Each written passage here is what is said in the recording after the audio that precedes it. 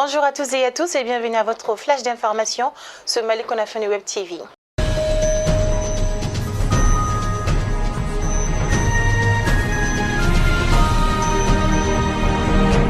Lors du sommet du G5 Sahel tenu à Djamena, au Tchad, les chefs d'État ont salué la tenue le 11 février 2021 à Kidal de la 5e réunion du haut niveau du comité de suivi de l'accord de paix et de la réconciliation au Mali, issu du processus d'Alger. Ils ont encouragé les parties prenantes à consolider cette dynamique positive et exhorté la communauté internationale à renforcer son soutien au Mali durant cette phase de transition afin de réaliser des progrès substantiels, notamment dans le volet défense et de sécurité du dit accord. Par la voix du président Emmanuel Macron, qui participait à ce sommet par visioconférence, la France maintiendra ses forces aux côtés des pays de la zone du Grand Sahara, dans le cadre de la lutte contre le terrorisme. Par ailleurs, les chefs d'État ont décidé de tenir leur prochain sommet ordinaire en février 2022, et c'est là à Bamako, en République du Mali.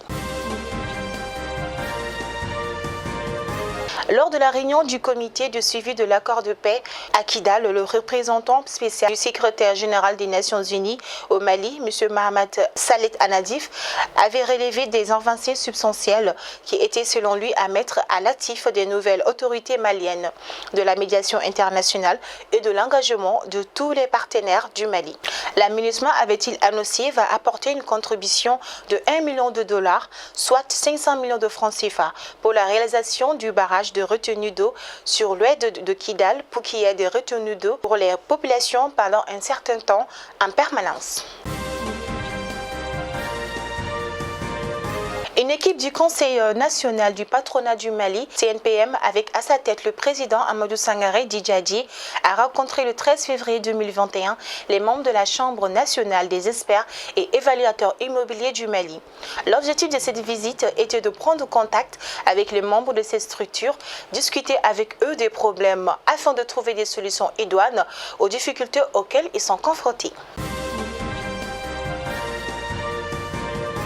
En Côte d'Ivoire, hier, le chef de l'État, M. Alassane Ouattara, non moins le président du Rassemblement des oufétistes pour la démocratie et la paix, a présidé la cérémonie d'investiture des candidats choisis par son parti pour les élections législatives qui sont prévues pour le 6 mars 2021.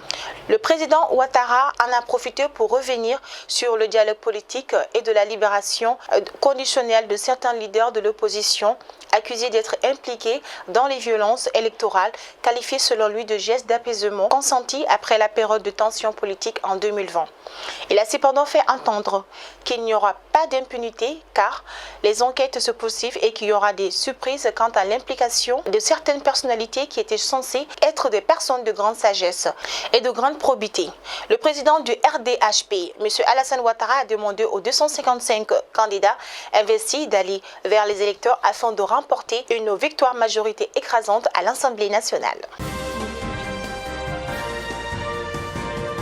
En Afrique du Sud, les conclusions d'une étude universitaire qui ont mis en doute l'efficacité du vaccin AstraZeneca sur le variant qui présente plus de 90% des cas détectés. Les autorités sud-africaines ont donc décidé de mettre la quantité de doses du vaccin Zeneca à la disposition de la plateforme de l'Union africaine.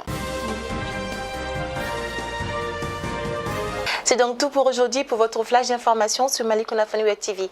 Merci à toutes et à tous de l'avoir suivi et surtout bonne suite de programme sur notre chaîne.